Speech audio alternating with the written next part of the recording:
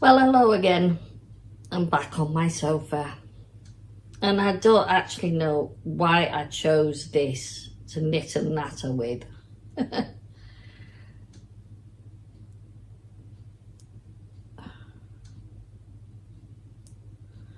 Apart from the fact it's on small needles, it's a small circular needle, which I'm trying to go around the sleeve, and I find sleeves extremely challenging. I've done magic loop, which is okay. This one's a little circular needle, but I don't find it easy. I'm trying to finish off the jumper that I was talking about in episode 22, because I'm on the last sleeve, to be honest, and it's only going to be a short sleeve because I haven't got much yarn left. In fact, I've only got that and a few other bits.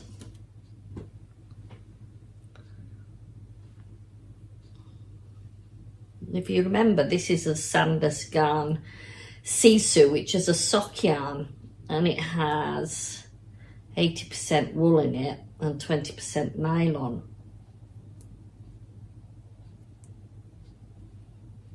So it should wash well.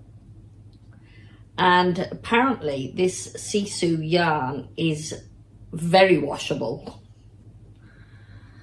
It can keep its shape very well after many washes. Now, I made a pair of shorts, I don't know if you remember that, and I've already washed them, and yeah, they went back into shape nicely. I need to put some elastic in them though, to be honest.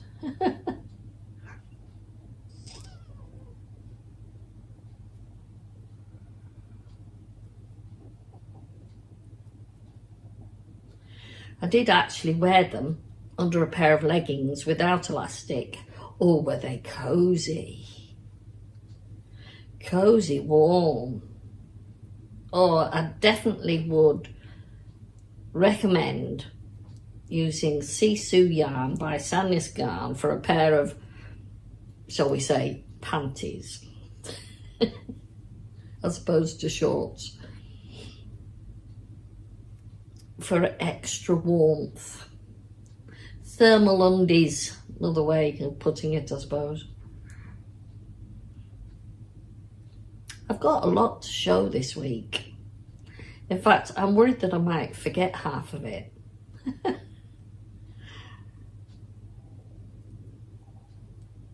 So I suppose we'd better get started. I'll just show you where I am at with the top-down sweater. If you remember from episode 22, this was my first top-down design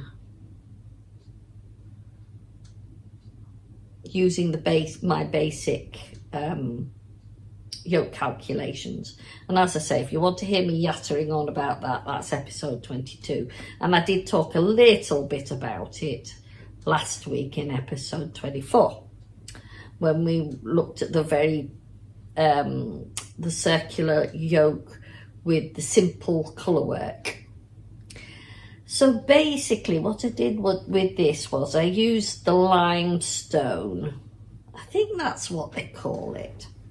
I've seen other names for it as well, but it's very chalky coloured. That was the powder pink. Is that showing up all right? Yeah.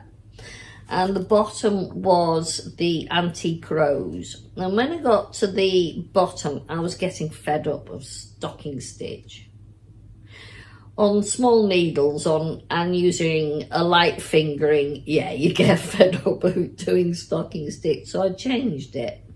I decided to do a pattern. So I did a double flex stitch here. If I bring it up, cover my face, that's it. Now you can see the patterns, can't you?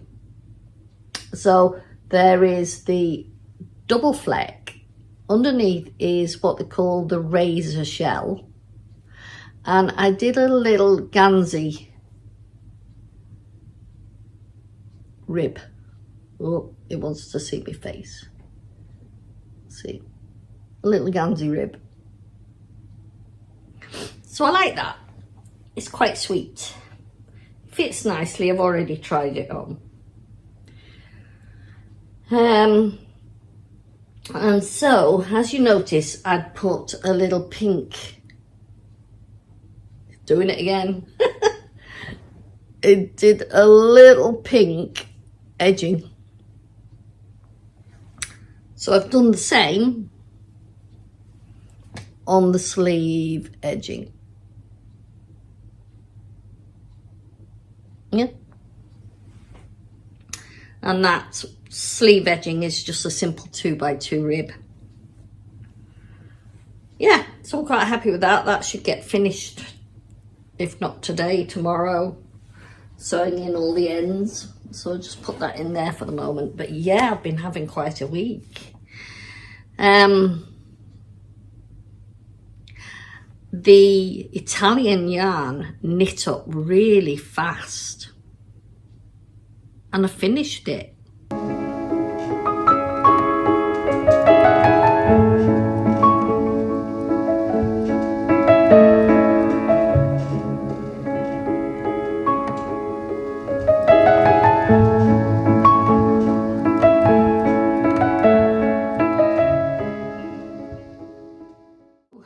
Nah, it's not been blocked. And the 6 balls actually did do a medium sweater without sleeves and cropped. And I did this on a size 4mm needle in the end because it's so lofty, this yarn. And when you knit it, I tend to knit it quite tight because it springs back. And so you've got this kind of springy. It's very, you know, got a good stretch in it. So stitches I did on this were for the Gansey motifs. So around the yoke, if I put my face there, you might be able to see it. Hang on a minute. It wants to see my face. There you go. There's a basket weave. Underneath, I've got what is called the heart in the home. This is going to be difficult, but I'll put some close-ups for you. And then underneath there, there's another set of stitches which are called,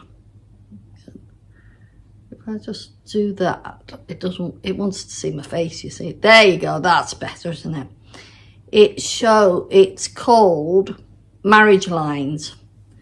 And there's a little stitch there, just in the middle. I'll just come a bit closer there. There you go, just in the middle, which I'm calling the 3-fold cord.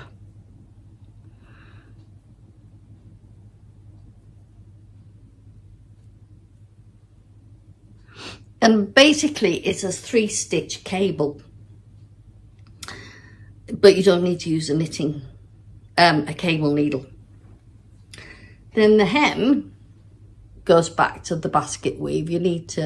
I need to keep it so that it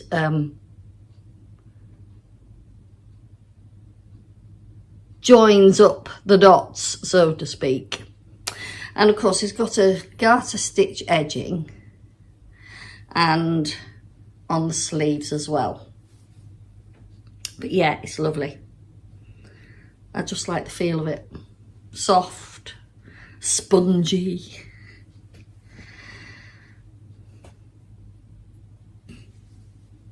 So yeah, so the 3-fold cord stitch, or the cable, was something I introduced myself. It's a biblical term used in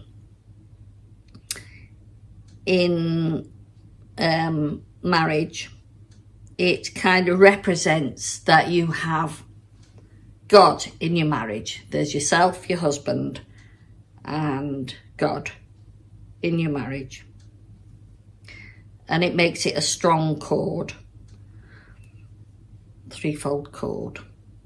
The scripture says as if there's only two, just the man and the woman, then it's easy breakable. But when you have God in your marriage, it means that it makes the cord that draws you together stronger. Lovely that, isn't it? Do you like that? I do too. So this stitch, so that accompanies the marriage lines, which is a Gansey stitch, typical Gansey stitch. The basket weave is a typical Gansey stitch. It represents, as I put it over the shoulder and the yokes, the weight of responsibility in feeding your family, basically. The bread basket, the breadwinner. Yeah. These days, both men and women are breadwinners. So that's appropriate, because this is more of a feminine style jumper. I'm going to call this the Sorcha Sloop Gansey. Sloop is like a ship with a sail at the front and a sail at the back, triangular sails. In fact, you might see a picture of that. Yeah, I'll show you a picture of that I saw in, I suppose it's similar to that I saw in Stromness on Saturday, which you saw me walk, which I showed you in the introduction. Yeah, so that's beautiful. I've not put any short rows anywhere. I found it difficult enough to be shaping, particularly when you are shaping the yoke. I have never done Gansey stitches on a circular yoke. This was very new to me. Before, I have done it on a straight up and down polar neck sweater. Just trying to find the book. See, my book actually, can you see that? My book actually shows you the stitches I was using. And also, that was a design I did for my husband called the Malcolm Gansey. Oh, back in 2008. So it was just an up and two, you know, it was all in pieces and had to be sewn together. I didn't do circular knitting then. I've only just done that in the last year or so. And I'm still learning. I have to say, I still find it very fingers and thumbs. But there you go. So that's right. So that's the Gansey sweater. It's called the Sorcha Sloop Gansey. So I'm thinking, how would I wear that? Well, I would probably wear that over, you can get these merino tops now, can't you? Merino jersey. Outdoor,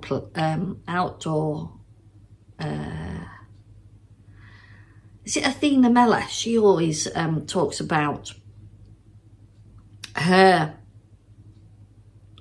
merino tops that she wears, you know, when she goes on her hikes.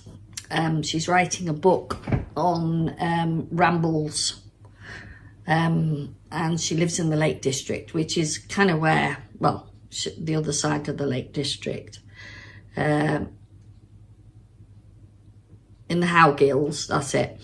And I watch her regularly with her little girl and a partner doing some walks. Now the Lake District is very close to my heart because I used to live near there. So yeah, on the north side, north of the county. And I used to work in Keswick. So yeah, so I could wear that over or anybody could wear that over a merino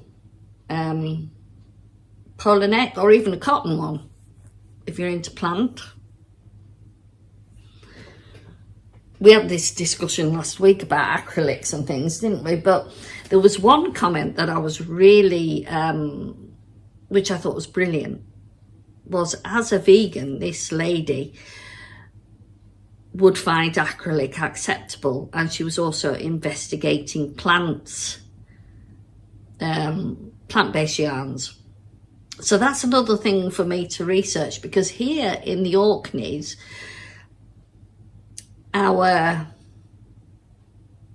we tend to concentrate on wool, but we have a Viking history of growing flax, and I actually missed a class last September where I could have learnt the mechanics of growing flax, harvesting it and making it into linen and then spinning it, you know what I mean, spinning it into linen. That would have been brilliant, but unfortunately with me being up and down with my health the past year or so, I didn't get it. Disappointing, but I'm sure they'll do it again. I think it was the Science Week festival that we have here, and so it should happen again this year maybe, so I shall try again. So yeah, plant fibers as yarn, brilliant. Flax, linen, yeah, love it. Cottons, I don't think we grow cotton here. Back in the Hebrides, during the summer months, you could see the little fluffy heads of cotton all over the moorland. That was pretty. I wonder if I'd collected a load of that, I could have spun it. I don't know. It grew wild. Anyway, last week I went shopping. Only because I had to go for an eye appointment, which is another story, and I'll discuss that in another video. Otherwise this is going to get too long. I went for an eye appointment, and just before I got to the eye appointment, I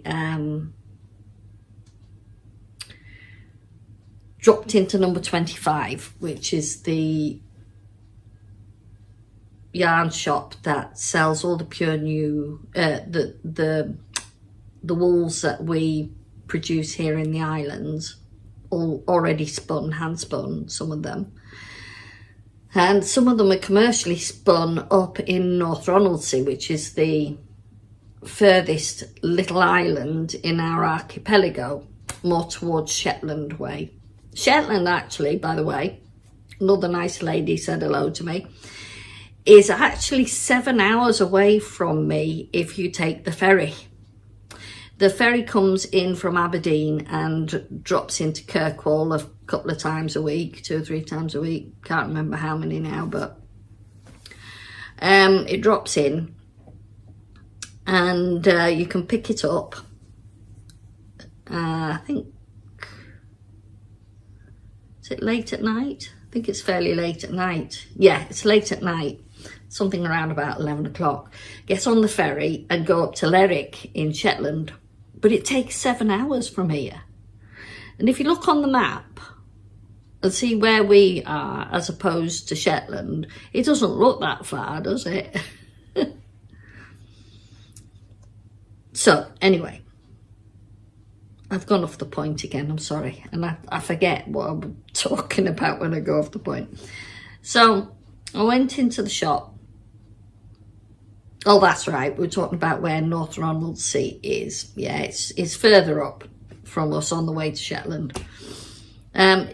think it takes a couple of hours in the boat, couple of hours, two and a half hours to ferry to get up there.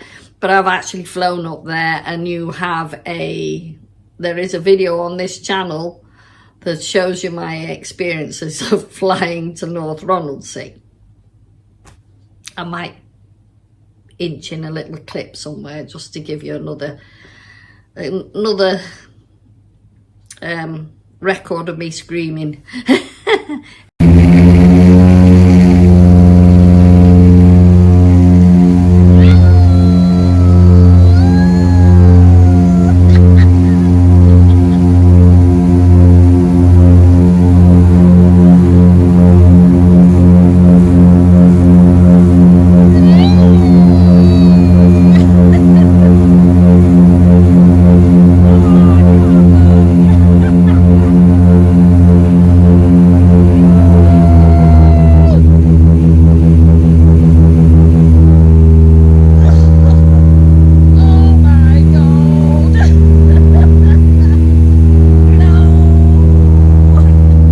So I goes into number 25, and I absolutely dropped through the floor, because I've been at the Scottish Wool Producers show recently. I never went, but I've watched some videos of where other podcasters have gone.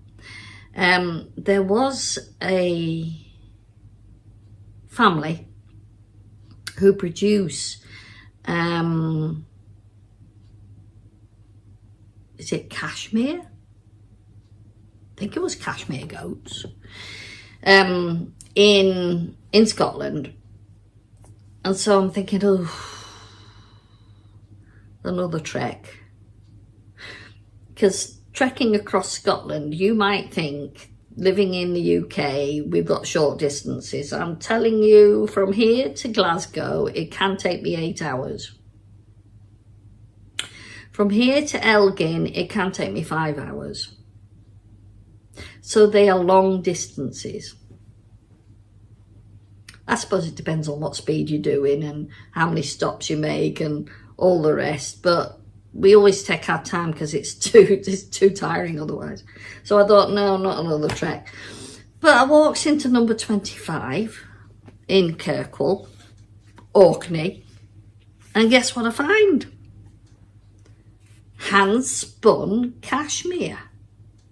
Yeah. Hand-spun cashmere fibre grown on Orkney goats. Oh, I touched it and I said, oh, I've got to have that. I just have to have that. So I got it. In fact, I got two. The last two. So one has got 90 grams in it, and the other has 80 grams in it. And I'm thinking, I could do with 300 grams again, because I want to do something special with this. So there was no other yarns in the back. I got the last two. So what I got was the North Ronaldsay 2-ply. And this is produced by ourselves on the island of North Ronaldsay. Every time the cruises come into Orkney, we sell quite a bit of this. They seem to love it. So this is 90 grams worth of North Ronaldsay wool, and it's the light grey. See, beautiful. Lovely and soft. It really is soft. And it's because the sheep are walled off, shall we say, from the rest of the island. There's a wall that goes around the North Ronaldsay Island, and they eat the seaweed, and it's the seaweed that gives their wool such a beautiful soft feel to it. Lovely. So I thought, right, There is 255 meters on that. That's quite a lot. It's another fingering weight, you see. It's only a fingering weight. So I thought, right, I'm going to put, once I balled this up, I'm going to knit it together with the cashmere goat fleece, because actually, yarn, sorry, because actually I wanted some stability with that, because obviously this is a fluffy yarn. It's quite a thick yarn as well. Oh, the focus on this gets me. Can I put it up to my face? But it's quite a thick yarn. But does it break? It probably does. I'm not going to touch it. But I thought, to give it some stability, I'll use some of that. And it's near enough the colour. So that's me. So I'm going to basically ply them together as I'm knitting. But I want a lovely edging. And so I bought myself some of their hand-dyed yarn in this lovely mustardy yellow colour. Love this colour. I wish I could probably reproduce that myself, but I'm not doing those colours at the moment. I haven't mixed them, but I love this colour, and I thought, well, I was in the shop, it was there, I got it. Now this is 100% wool, and I think what they do is they hand dye the North Ronaldsay. So I've got a bit more North Ronaldsay, so I could actually double that up together as well. Anyway, so what am I going to make, you're asking? Well, last week, as you well know, I talked about my lace skirt, didn't I? I finished off the green yarn I'd got, sage green yarn I'd got, and just trimmed it with the magenta, because I thought, I'm not going for more yarn, just to do a skirt that I'm just kind of doing a template for, a prototype for. So I'd made a little cowl. So there you go. So what you do is you put it over your head, da da da da da, and ooh, glasses, you've got a little cowl. So that's what I did with that. Nice and soft, lovely, no irritation, da da da. Oh, while I'm here, I finished the jumper. I finished the said jumper. That got done. So, yeah. Been a busy girl, haven't I? So, what am I going to make with lovely cashmere knit alongside the North Ronaldsay yarn? I'm going to make the lace skirt. Ooh. Oh, you know, every time I think about it, it just gives me a little shiver of delight.